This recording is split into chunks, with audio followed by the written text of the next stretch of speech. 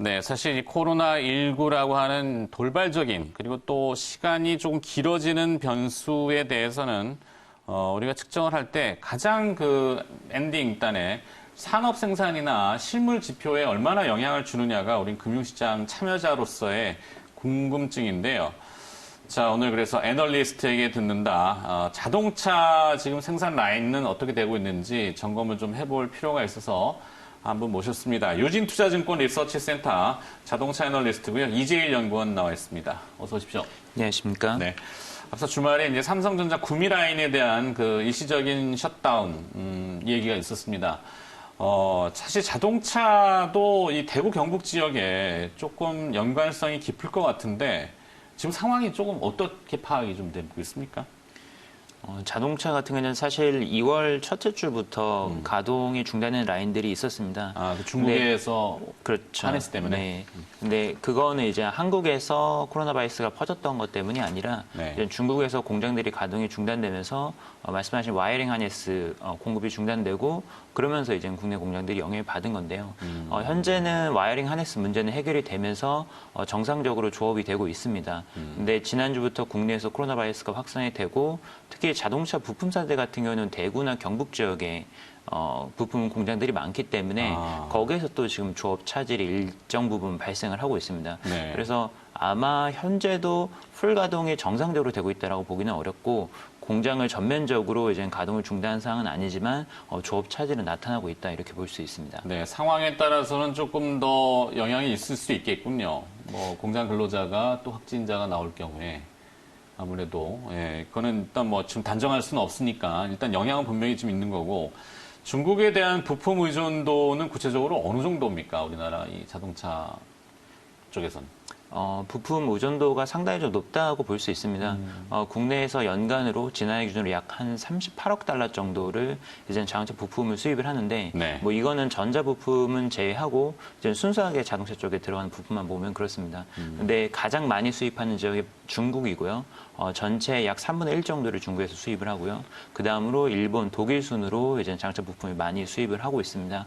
워낙 한국하고 중국하고 이제 지리적으로 가깝기도 하고 현대기아차가 중국에 굉장히 많이 투자를 했기 때문에 부품사들도 현지 공장을 가지고 있는 경우가 많습니다. 그래서 거기서 싸게 생산을 해서 한국으로 들어오는 식으로 현재 수입이 이루어지고 있습니다. 근데 다만 다행인 거는 지금 중국에서 수입하는 부품들은 사실 기술적으로 중국에서밖에 수입을 못하는 뭐 그런 아이템이라기보다는 네. 단순히 이제 싼 노동력을 이용해서 싼 값에 들어오는 거기 때문에 만약에 이제 향후에 뭐 부품 공급선을 바꿔야 된다 이랬을 때 큰 문제는 없는 그런 아이템들이 대부분입니다. 네. 그러니까 여차하면은 대체할 수 있는 라인은 충분히 가능하다. 뭐 국내 생산을 하거나 아니면은 다른 동남아 라인으로. 지역에서 수입을 해오거나 뭐 이런 대응이 가능합니다. 그렇죠. 한때 일본과의 충돌로 이제 뭐 국내 그 전자 IT 쪽의 특수한 원료들은 좀 대체가 좀 단기간에 좀 어렵다 그래갖고 문제가 있었는데 지금 현재 중국에서 들여오는 부품들은 그 정도의 테크 기업 부품들은 아니죠. 네.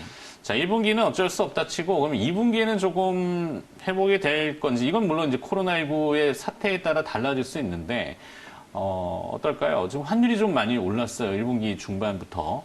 어느 정도 이제 우리가 만들어가지고 파는 거에 그 물량이 줄었다 손 치더라도, 환율 효과를 좀 보면서 그 상쇄될 수 있는 이런 가능성?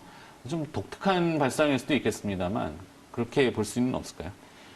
현재로서는 만약에 이게 코로나 바이러스가 중국에서 끝났다고 한다면은 2분기 때부터는 반등이 나오지 않을까라고 생각을 했는데 네.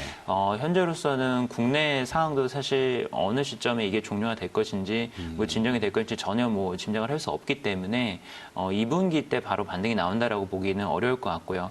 아무래도 하반기는 돼야지 좀 반등이 나오지 않을까 이렇게 생각이 됩니다. 네. 물론 환율 같은 경우는 현재 워낙 원달러 환율이 1,200원을 넘어서고 있기 때문에 환율이 도움이 주기는 하겠지만 그러기 위해서는 가동률이 먼저 올라와야 되는데 네. 현재 가동이 안 되고 있는 상황이라서 그 부분이 상반기 때는 크게 영향을 미치지는 못할 것 같습니다. 그래서 하반기 때를 좀 말씀을 드리고요. 네. 그 외에 뭐 좀 고려를 한다면은 이젠 뭐 부품들 같은 경우에는 네. 마찬가지로 앞서 말씀드린 것처럼 2분기 이후가 돼야지 또 정상적으로 조달이 될 거기 때문에 역시나 2분기보다는 하반기를 보는 게 맞을 것 같습니다. 오케이. 자, 글로벌 주요 완성차 업체들의 실적은 좀 어떤지 그러니까 비교 대상들이 있어야 될 것 같은데요. 다른 나라의 메이저들, 사들 어떻습니까? 작년 4분기 실적을 보게 되면은 글로벌 완성차들이 대부분 실적이 부진했다라고 볼 수 있습니다. 뭐 GM이나 아니면 뭐 포드, 다임러 같은 경우에는 4분기 기준으로 이제 적자를 기록을 했고요. 네. 그 외에 도요타나 혼다 같은 경우에도 YY로 봤었을 때 실적이 감소를 했습니다. 이렇게 되는 원인은 첫 번째로는 글로벌 구조조정이 상당히 좀 크게 작용을 하고 있습니다. 현재 자동차 생산이 좀 많이 감소를 하면서 이제 글로벌 업체들이 감산을 진행을 하고 그리고 구조조정을 하다 보니까 이에 따른 일회성 비용들이 발생한 측면이 있고요. 그리고 또 다른 측면에서는 작년 4분기 때 글로벌 수요가 약 8% 정도 감소를 했습니다.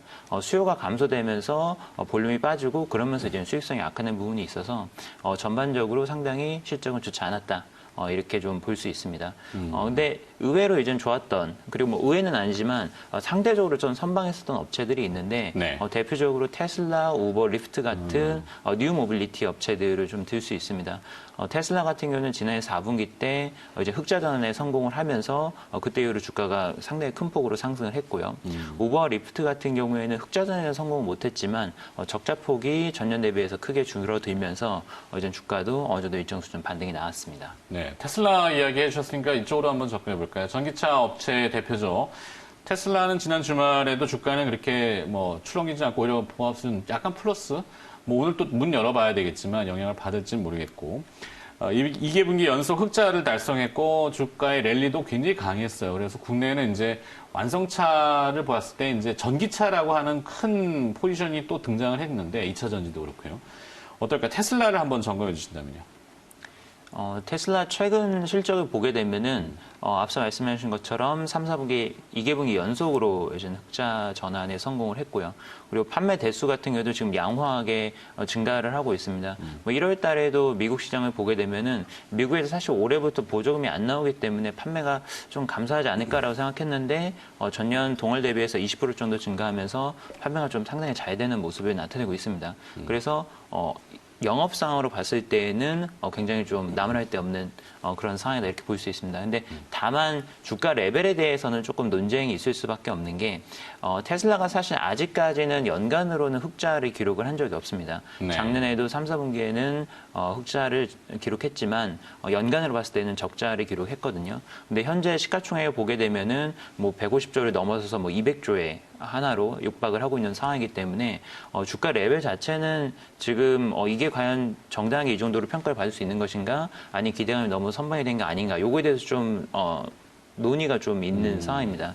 근데 이게 테슬라 같은 경우가 올해 연간으로 흑자 전환을 할 것이라는 기대감이 분명히 존재하기 때문에 네. 이런 부분을 감안하면은 연간 흑자가 될 것이다라는 기대감이 유지가 된다면은 주가는 계속 좀 랠리를 좀 기록할 수 있지 않을까 이렇게 보고 있습니다. 근데 여기에서 이제 크리티컬한 거는 결국에는 1분기 실적이 될 것인데 현재 1분기 실적이 코로나 바이러스가 중국뿐만 아니라 글로벌리 좀 확산이 되다 보니까 여기에 대한 불확실성이 있습니다. 만약에 이게 뭐 유럽이라든지 다른 지역으로까지 영향을 미치게 된다면은 1분기 때 흑자 랠리가 좀 끊길 가능성도 있기 때문에 네. 이 부분은 좀 조심해야 될 것 같습니다. 그래서 올해 1분기 때 만약에 흑자 전환 기조가 유지가 된다라고 한다면은 굉장히 현재 탄력적인 주가 흐름이 유지가 되겠지만 네. 그렇지 않다면은 좀 일시적으로 조정이 가능할 것 같고 연간으로 봤었을 때에는 연간 흑자 전환에 대한 기대감이 유지가 되느냐 안 되느냐에 따라서 주가 흐름은 좀 달라질 것이다. 하지만 현재로서는 연간 흑자 전환을 기록을 하면서 안정적인 주가 흐름 유지할 것으로 이렇게 보입니다. 네. 그렇죠. 사실 테슬라를 보는 게 이제 국내 전기차에 관련된 기업들 그리고 또 2차 전지 업체들 문맥이 연결되기 때문에 보는 거죠. 하여튼 근데 테슬라는 워낙 또 투자를 많이 하기 때문에 여러 군데 실적은 좀 더 연간 단위는 봐야 되겠군요. 자, 국내 완성차 업체에 대한 실적 변별력 이런 어떤 의미를 주는 거죠 이게? 그러니까 현재 올해 연간으로 봤었을 때 완성차들의 실적이 개선이 될 것으로 예상이 됩니다. 네. 그러니까 1분기 때 현재 뭐 조업 차질이라든지 뭐 코로나 바이러스라든지 뭐 여러 가지 이슈들이 있긴 하지만 연간으로 봤었을 때 작년 대비해서는 실적이 개선될 것으로 보이기 때문에 글로벌리 전체적으로 봤을 때 포지셔닝이 나쁘지는 않다라고 볼 수 있습니다. 왜냐하면 뭐 GM이나 포드, 뭐 그리고 유럽 업체들 같은 경우에는 환경 규제가 강화되는 지역에 가지고 있는 포지션이 상당히 크기 때문에 그 부분에 있어서 올해 증액이 가능할 것이냐 아니냐 요거에 대해서 상당히 좀 논쟁이 있을 수밖에 없는데 국내 완성차 같은 경우에는 국내랑 미국 시장이 메인이다 보니까 네. 상당히 안정적으로 이제 실적 개선이 가능할 것 같다. 뭐 요 부분은 좀 긍정적으로 보고 있습니다. 다만 현재 코로나 바이러스가 이렇게 좀 퍼지고 있는 상황이기 때문에 국내가 좀 변수가 되고 있다. 요 부분이 좀 잘 해결이 돼야지 주가는 좀 안정적으로 갈 수 있을 것 같습니다. 내수 시장. 네. 기아차보다는 현대차 쪽이 좀 나을까요? 현대차를 좀 더 선호를 하고 있는데 네. 올해 실적 흐름을 봤을 때도 기아차보다는 현대차 쪽이 개선 폭이나 뭐 판매가 늘어나는 폭, 신차 효과도 좀 네, 있고. 뭐 신차 효과 이런 부분도 다 좋을 것으로 보고 있고요. 그리고 뭐 아무래도 제네시스 SUV가 나온다는 게 상당히 큰 모멘텀이기 때문에 그거에 또 여전히 좀 포커스를 맞출 필요가 있습니다. 네. 앞서 전기차 이야기를 잠깐 다루다 말았는데 유럽의 탄소 배출권 규제, 사실 이 바이러스 문제도 그렇고 환경 문제도 그렇고 장기적으로 계속 이슈가 될 것 같아요. 가지고 유럽은 먼저 선제적으로 이제 환경에 관심이 많잖아요. 요즘 뭐 그린 뭐에 대한 그 논의들이 많은데 우리나라는 이제 그건 조차하고 거기까지 가면 시간이 너무 없을 것 같고 전기차 수요 확대에 따라서 국내 전기차향 서플라인에 이제 탑으로 이제 튀어오르는 그런 뭐 관심 만한 기업들 이것만 조금 설명을 좀 부탁드릴게요. 전기차 수요가 이제 앞으로 계속 증가를 할 것 같습니다. 특히 네. 올해부터 이제 유럽 같은 경우가 탄소 배출 규제를 굉장히 강화를 하기 때문에 상당히 많은 업체들이 수혜를 볼 수 있을 것으로 보는데 근데 현재 부품사들 같은 경우에는 전기차로 인해서 수혜를 보는 부분하고 코로나 바이러스로 인한 조업 차질 그리고 내연기관차 수요 감소로 인한 부분이 서로 좀 상쇄되는 부분이 좀 있다고 볼 수 있습니다. 그래서 이거를 상쇄를 하고서도 이제 매출액이 상당히 고성장할 수 있는 업체를 봐야 되는데 가장 이제 수혜를 많이 볼 것으로 보는 것은 현대 모비스입니다.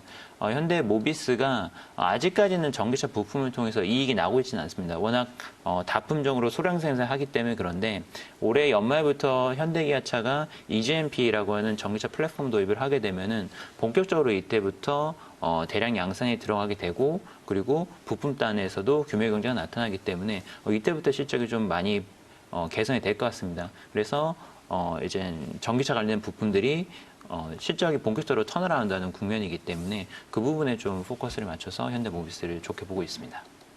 네.